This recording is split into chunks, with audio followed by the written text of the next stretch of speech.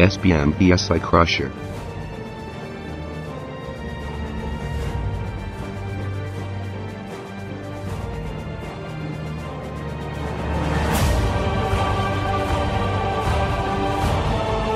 SBM VSI Crusher is designed by a reputed German expert of Shibon, and every index of VSI Crusher is in world's leading standard.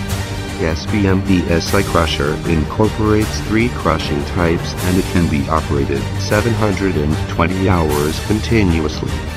Nowadays, VSI Crusher has replaced hammer crusher, roller crusher, roller ball mill, etc., and become the mainstream equipment in sand making business.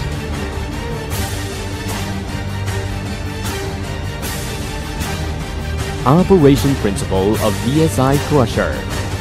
Simply speaking, the operation principle of VSI Crusher is stone strike stone. That is, materials enter the impeller cavity, which is turning at high speed at the top. With centrifugal force, the materials will impact on other materials that fall around the impeller. Then after infrared striking, materials will impact a material layer between the impeller and steel cord for many times and will be rubbed and crushed.